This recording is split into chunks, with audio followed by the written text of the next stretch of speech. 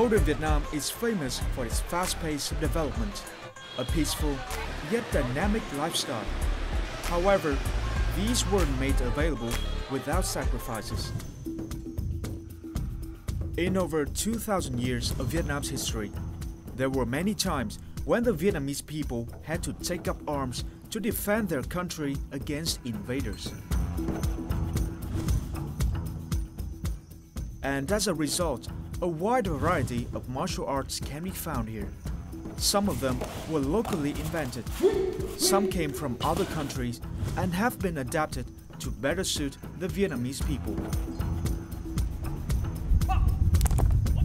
By now, there are countless traditional martial arts schools and styles in Vietnam, with millions of practitioners. And on this edition of Expat Living, let's meet an expat author and also martial artist who holds a great passion for the traditional martial arts of Vietnam.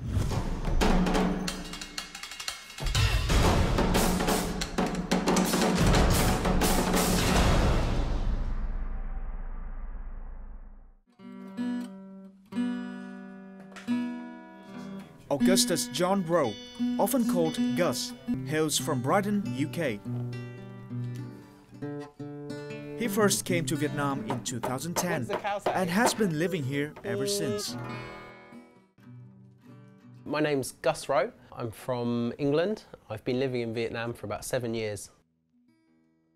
I live here with my wife and my daughter, who's almost 3. I work at the international school in Siputra. So from 9 to 5, I'm doing teaching. Well, I found Vietnam was always a really interesting place to live. Although sometimes things like the traffic can be a little crazy, it keeps it interesting.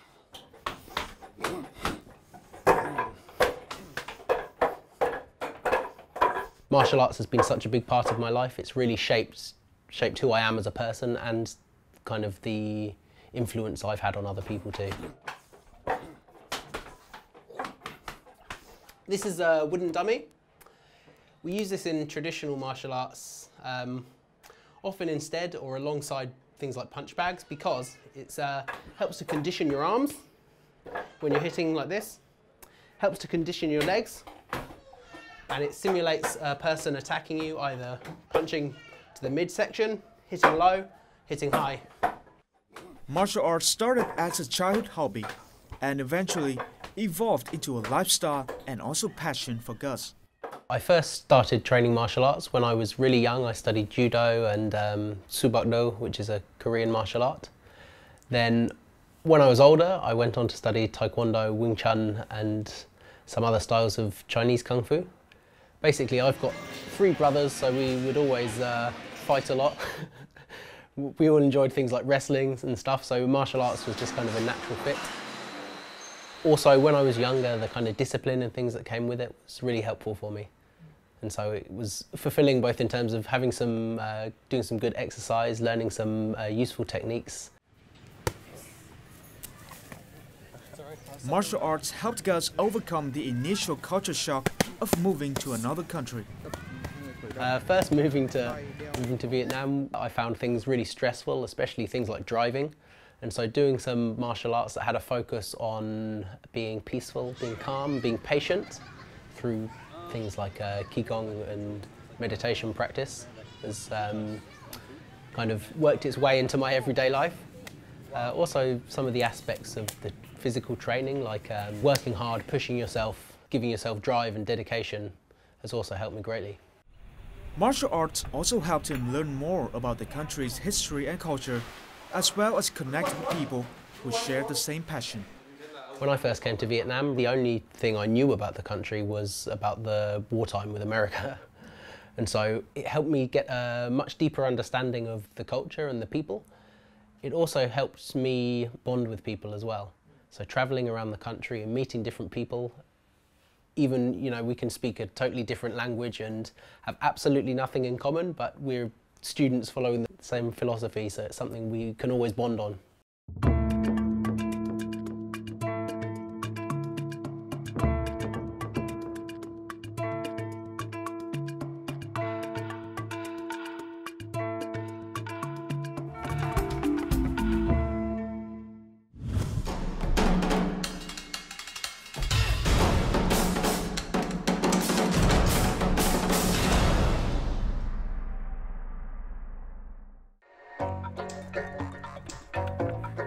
3 years ago, Gus Roe set foot on a journey across Vietnam.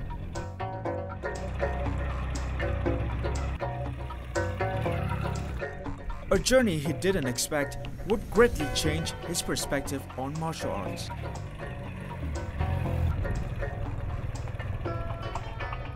I originally was helping a friend who was shooting a documentary about some of the traditions of the Tet holiday, one of which is the traditional wrestling. So we joined a festival of traditional wrestling in the village in Hanam province. On the back of that, I did some research and discovered about the ancient roots of the wrestling, and this was really interesting, and so I wrote an article about this. Then I did something similar with another style of martial arts. I did some research and wrote an article, and then I was kind of on a pathway to continue this, and so I decided to compile what I'd done and to write a book. Gus's book, titled The Martial Arts of Vietnam, like its name suggests, is a guide to the history as well as characteristics of the many schools of traditional martial arts that can be found in Vietnam. The book I've written, it looks at different schools and different styles, divided up by the segment of the country. So first we look at the styles that are popular or widely practiced in and around Hanoi, so the Red River Delta region. Then in the centre of Vietnam, which include Hue, where the old capital was, Binh Dinh province, which is the Shaolin of Vietnam. And finally in the south, where there is a really big mix of cultures. There's also a large presence of styles that have come from China too, and influences from kind of Khmer and other Southeast Asian martial arts. To write the book, Gus has traveled to 11 provinces and cities across Vietnam. All in all, the book took about 2 years to write. The first year was really good fun. I was travelling all up and down the country, going to different provinces, meeting masters and getting beaten up a lot.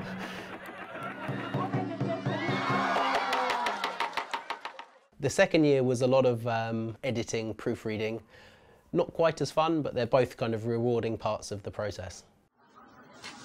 The journey across Vietnam completing the book has brought Gus countless valuable experiences. He's got a chance to meet with many fighters and masters and learn from many schools of martial arts from north to south. Sometimes they sparred with each other. Sometimes Gus enrolls as a student. Each style has their own unique features, mostly related to their area's history and culture. There are certain moves in Vietnamese traditional wrestling which are focus on going in very low and then grabbing from very high up, and these are said to have come from trying to take attackers off horseback, which are particularly relevant to the history of the area. The more he discovered about traditional martial arts in Vietnam, the more he became fascinated with them. One of the things that I find really interesting about the Vietnamese martial arts is the fact that so little is known about them in the outside world, especially for foreigners. In England, for example, there's lots of schools of judo or taekwondo, but the Vietnamese martial arts, not many people have had a chance to experience and try, and so they incorporate lots of new things, new ideas and new methodologies that people aren't used to. And this is really exciting, doing something new. For Gus, what sets traditional martial arts apart is the philosophy that comes with it. Not only do these martial arts teach students how to fight, they also teach them how to live based on specific codes of conduct. So compared to modern martial arts like boxing or MMA that we find in the UK or are really popular in the West, Vietnamese martial arts are a little different because they encompass a huge range of philosophy and spirituality as well. So there's a large focus on being a good person, doing things for good reasons. Gus's book was published in 2016. The author hopes that with it he can share with readers the unique outsider's view he gained from years of practicing different Vietnamese martial arts.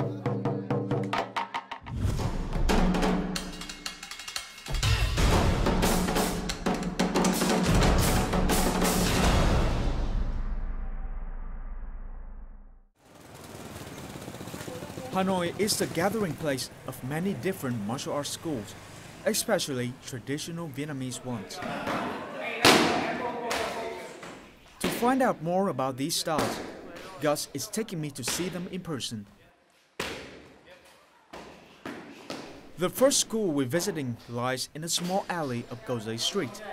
It teaches what is considered by many to be Vietnam's national martial art. The style of Vô Việt Nam, or Việt Võ Đao, was founded in the 30s by Master Nguyen Loc, and it was almost as an attempt to unify the different schools of Vietnamese martial arts. Việt Võ Đạo, or Vô Việt Nam, has a wide variety of attacks, designed against both armed and unarmed opponents.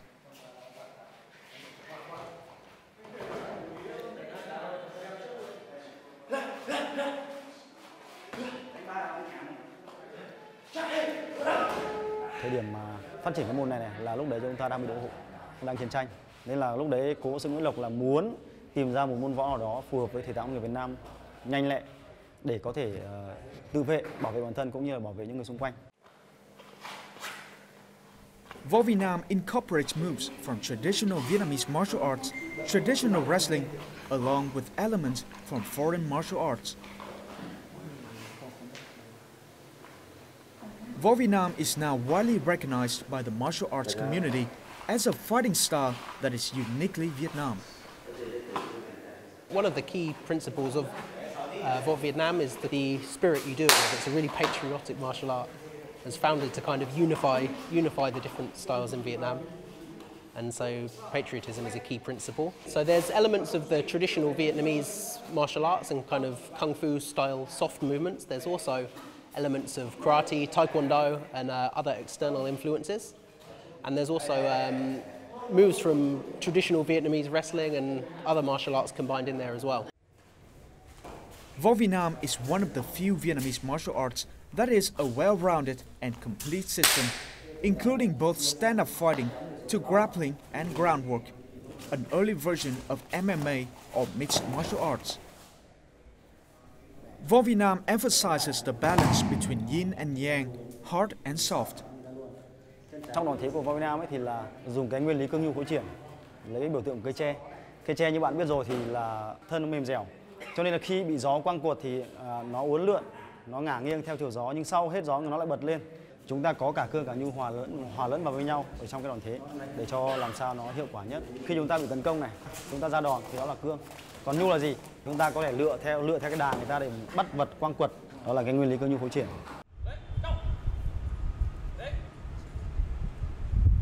Nam Hồng Sơn is another major traditional martial arts school in Hanoi.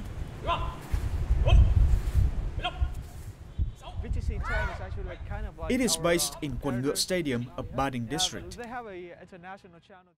So Gus, which martial arts school are we visiting now? We're visiting the Nam Hồng Sơn School. They're a martial arts school that was founded in Hanoi in the 30s. So they've got a really big following because at the moment they teach a kind of blend of traditional Vietnamese martial arts and Shaolin Homda. The founder of the style was Nguyen Loc, a famous martial arts master from Hanoi. The style is heavily influenced by Shaolin Hunga Quyên, made famous by the Chinese folk hero Wong Fei Hung. Nam Hồng Sơn also incorporates features from traditional Vietnamese martial arts. It involves low stances and strong hand techniques.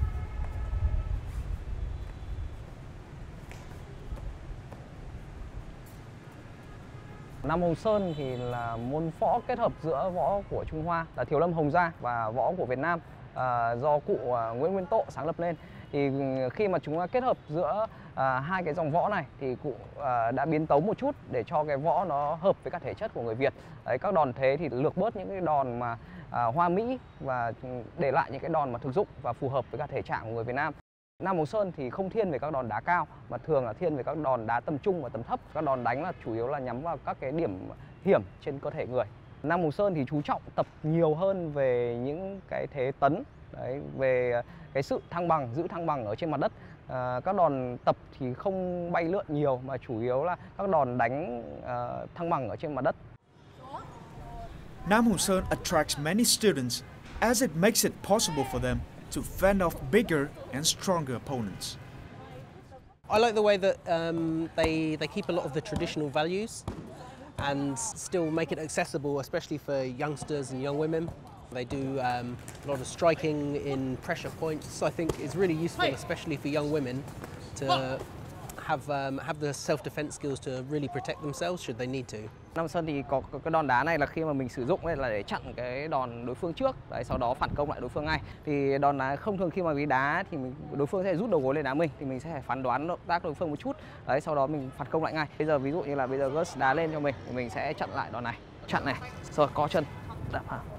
Đấy, đó là như thế. Mình sẽ phải phán đoán động tác đối phương một chút, đấy, sau đó mình phản công lại ngay. Và khi chúng ta đá này, co chân này, giật, vẩy thật nhanh chân, đấy, co đầu gối về, bật lên đá luôn, đấy, lên này, đá luôn, nào, vẩy cạnh, đấy, co chân, đá thẳng, đấy, nào, ví dụ nhá, mình vẩy, đưa lên này, đấy, rồi, đấy, cách đá này.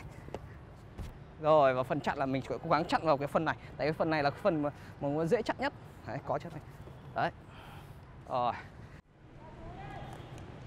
Bởi vì Nam Hung Sơn là một môn phái võ cổ truyền Việt Nam và mình là người Việt Nam thì mình muốn tập cái môn võ Việt Nam nó phù hợp với thể hình, thể chất của người Việt Nam.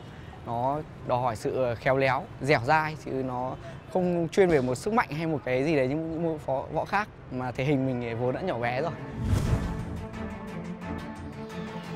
Besides Võ Việt Nam and Nam Hung Sơn, many other schools can also be found in Hanoi, giving the city a diverse martial arts scene.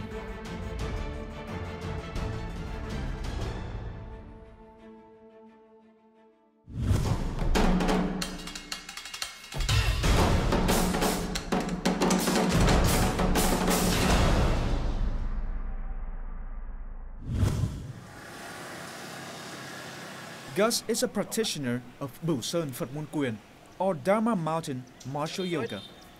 He currently holds a class teaching self-defense skills to other expats and give them an opportunity to learn more about Vietnamese martial arts.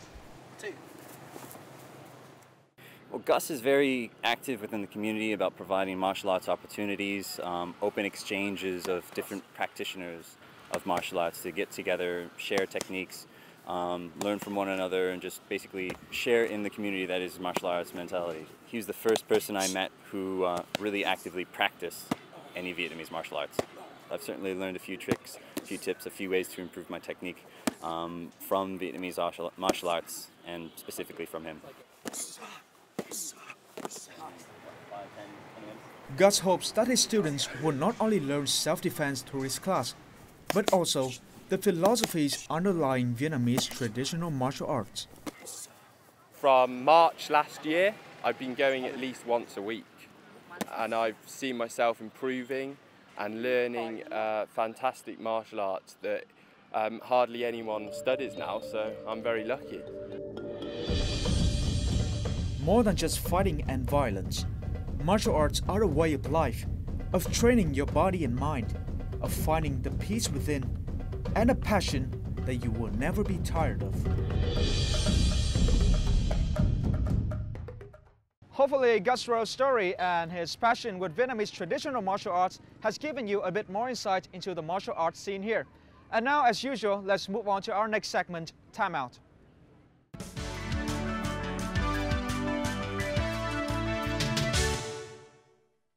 One of the integral components of traditional Vietnamese culture, it's its medicine. And here in Ho Chi Minh City, in the middle of this modern city, you can find a very, very special space where you can learn about the history, the ingenuity and the beauty of traditional Vietnamese medicine in this edition of Time Out.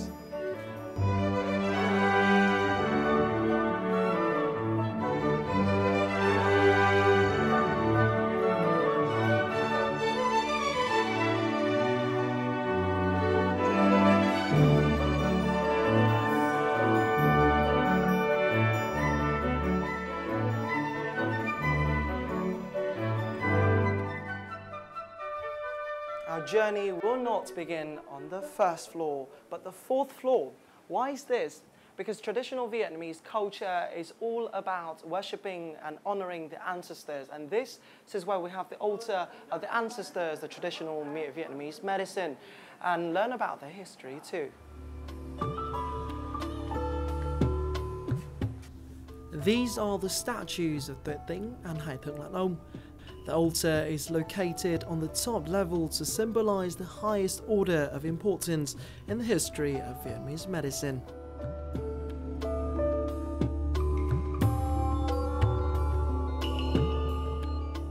Tình was a 14th century physician in the Trần dynasty.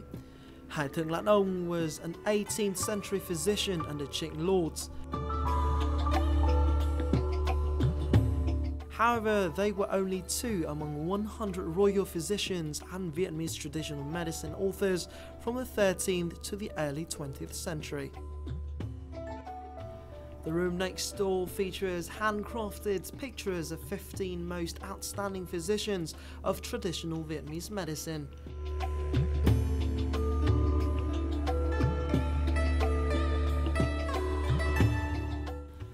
Together, they all have compiled compendiums about the thousands of years of traditional medicine in the country.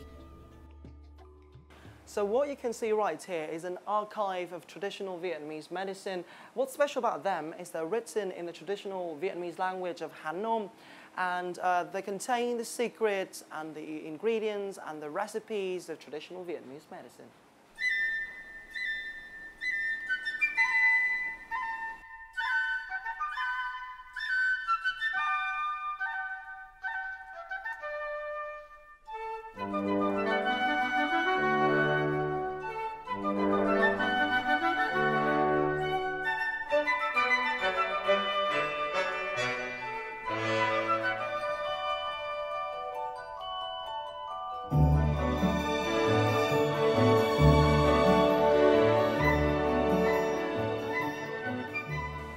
So coming down to the third floor, what you will encounter is one of these traditional style counters that was used for traditional Vietnamese medicine.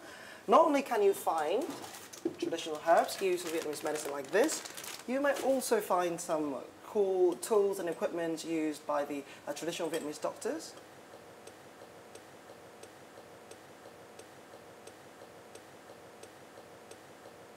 Or you get an old school calculator used by the traditional medicinist as well. And you can also get a scale like that. Pretty cool, isn't it?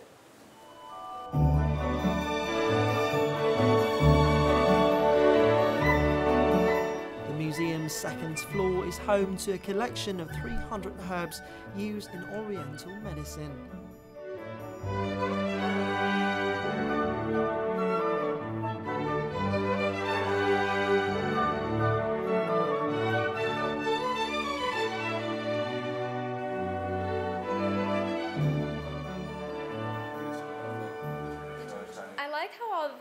Medicinal things are also like ornamental as well, because in just the States it's just like, you know, it has no cultural to it. I am a pre-medical major, so I wanted to kind of see how the Southeast Asians treat disease rather than how the Westerners treat disease. Found that pretty interesting, that like how specific the herb can get, you know, for treating a specific disease even.